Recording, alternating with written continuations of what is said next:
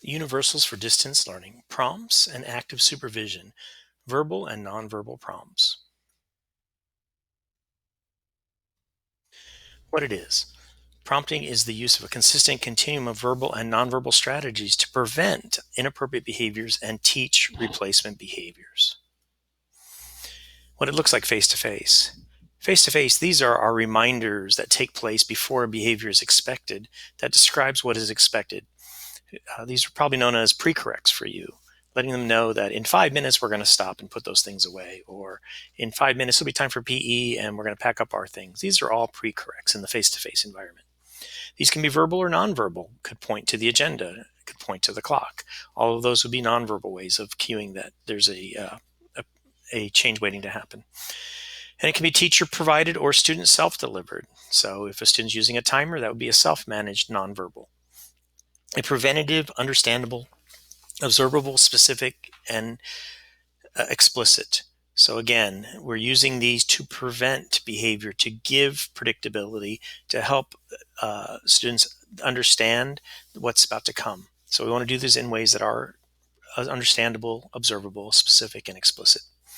This includes the use of individual and group systems to reinforce behavior. So if you're using something like ClassDojo, that can help to prompt more of the same behavior that you want. In distance learning, we're going to separate it between synchronous and asynchronous. In the synchronous version, what it can look like is evidence that the teachers, paraprofessionals, related service personnel are utilizing preventative strategies. So cueing students the behavior that you want to see before you start the lesson. Hey everybody, we're going to go ahead and start looking at the math problems. Remember, we're going to stay muted. If you have any questions, or if I'm starting to lose you, raise a finger or use the wave feature, and I'll stop. And when I call your name, unmute yourself, and then you come in. It could also be letting you know things are about to end. Hey guys, 2 more minutes, and we're going to be finished with this, and then you're going to get a break. What it looks like in the synchronous environment would be the consistent prompting of procedures that are used in the virtual settings to promote student independence. So prompting, here's what we're going to do, and seeing those explicit instructions come out. Anytime we got explicit teaching of the strategies of what you want to see, and then having kids practice it and model it. Again, that old Madeline Hunter model of guided practice and modeling, guided practice, independent practice, that kind of a model. Same thing here in the online virtual environment. And it can include examples such as behavior-specific praise. So as you're going, I like the way so-and-so is keeping their camera still. I like the way so-and-so is waiting muted until I call on them before they unmute. All of those would be ways that we would see this universal of verbal and nonverbal prompting being used in the virtual synchronous environment.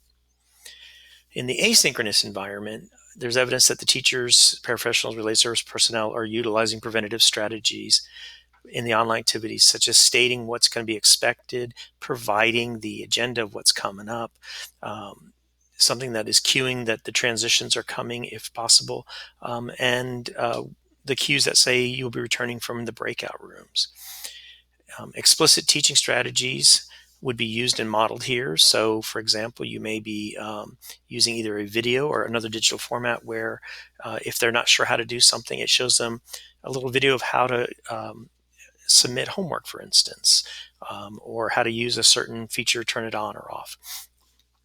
Another example of how we would see this in practice is that you're working with the families who are helping the students and giving them behavior-specific praise for their assistance on how they're helping the student with those particular features.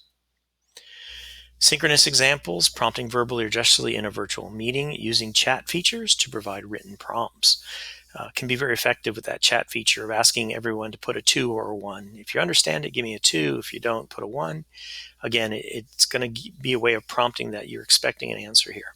In the asynchronous, this could be using the videos to teach and model, providing prompts within learning activities in the learning management system. So those would be examples of prompts and active supervision, how you might show those. If you need more information, contact your technical assistance team.